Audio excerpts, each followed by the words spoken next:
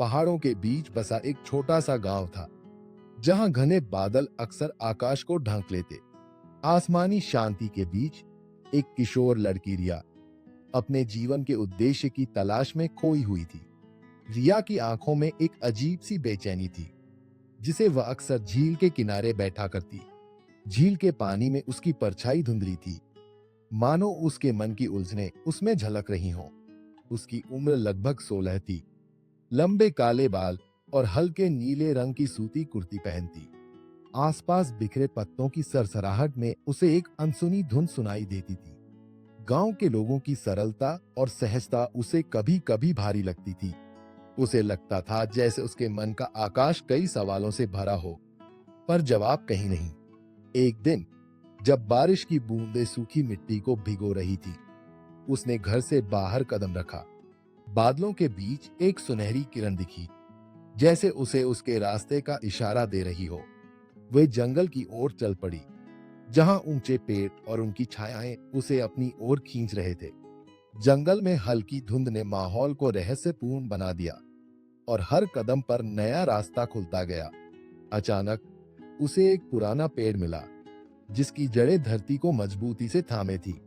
पेड़ के नीचे बैठकर उसने अपनी आंखें बंद की और एक गहरी सांस ली। उसे लगा कि पेड़ उसकी बात समझ रहा है, उसके सवालों को भीतर समेट रहा है। उसने पेड़ के तने पर हाथ रखा और महसूस किया जैसे उसकी उलझनें धीरे धीरे हल्की हो रही थी। कुछ देर बाद उसने धीरे से आंखें खोली और महसूस किया कि उसे एक नई दृष्टि मिली है। उसके चेहरे पर अब एक हल्की मुस्कान थी, जैसे उसके मन की पहेली का कोई टुकड़ा मिल गया हो। उसके दिल में एक आवाज आई, तुम्हारा उद्देश्य वही है जो तुम्हें सुकून दे। उसने पेड़ को धन्यवाद कहा और धीरे धीरे गांव की ओर लौट चली।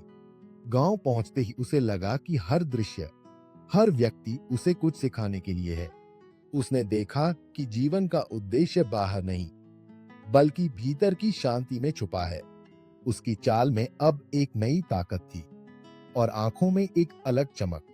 हर नई सुबह उसके लिए एक नया अवसर बन गई, कुछ नया खोजने और सीखने का। उसने अपने अनुभवों को एक डायरी में लिखना शुरू किया, मानो हर पन्ना एक नई कहानी हो।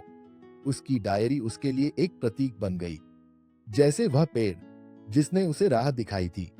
उसने सीखा कि जीवन का उद्देश्य उस राह में है जो हमें खुद से जोड़ती है, और जब भी वह उलझन महसूस करती, वो उसी पेड़ के पास जाती, जो उसका मित्र बन गया। कुछ समय बाद गांव के दूसरे लोग भी उसके पास आने लगे, अपने सवालों के जवाब के लिए। उनके साथ अपने अनुभव साझा करते हुए उन्होंने भी अपने जीवन के उद्देश्य खोजे। इस तरह रिया ने जाना कि उसका उद्देश्य सिर्फ खुद के लिए नहीं, बल्कि दूसरों को राह दिखाने में भी है।